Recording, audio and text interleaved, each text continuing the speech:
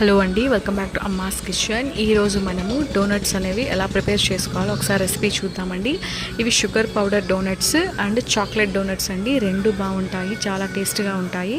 So వీటిని ఎలా prepare చేసుకోవాలి, దీని యొక్క కంప్లీట్ రెసిపీ ఏంటనేది నేను స్టెప్ బై స్టెప్ నేను చూపిస్తానండి.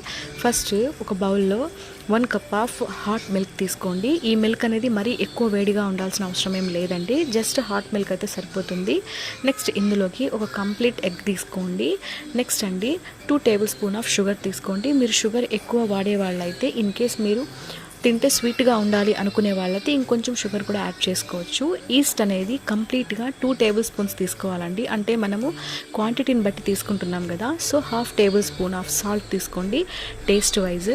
నెక్స్ట్ ఇందులోకి మనము బాగా కలిపి పెట్టుకోవాలండి. కలుపుకున్న తర్వాత ఆల్ పర్పస్ ఫ్లోర్ అండి, ఏదైతే మనం బ్రెడ్ చేయడానికి యూజ్ చేస్తామో మైదా పిండి, ఇందాక మనం మిల్క్ తీసుకున్నాం కదా, ఆ కప్పుతో కంప్లీట్గా 2.5 కప్పు మైదా పిండి తీసుకోండి. తీసుకున్న తర్వాత దీన్ని నీట్గా కలపండి, లంప్స్ లేకుండా నీట్గా బాగా కలుపుకొని ఫ్రెష్ బటర్ అండి, దీంట్లో 2 టేబుల్ స్పూన్ ఆఫ్ బటర్ వేసుకున్నానండి నేను.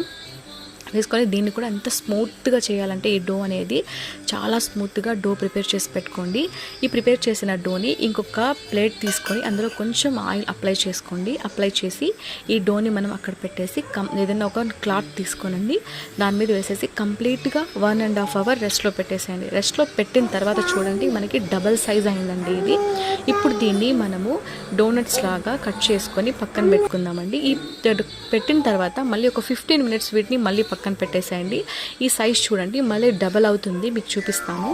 సో చూసారు కదండి సైజ్ అనేది ఎంత బాగా వచ్చిందో, ఇదంతా ఈస్ట్ వల్లేనండి. సో దీనికి నెక్స్ట్ మనము ఒక ప్యాన్ తీసుకోండి, అందులో మనకి ఆయిల్ వేసుకొని, ఈ ఆయిల్ మరీ ఎక్కువ కాగాల్సిన అవసరం లేదండి, లైట్గా ఆయిల్ కాగిన ఈ డోనట్స్ అనేది అందులో వేసుకొని చాలా లో ఫ్లేమ్ పెట్టి మనం కాల్చుకోవాలండి. లేదంటే ఎక్కువ హై ఫ్లేమ్ పెడితే మీకు లోపల అనేది పచ్చిగా ఉండిపోతుంది, పైన మాత్రం కలర్ అనేది తొందరగా చేంజ్ అయిపోతుంది.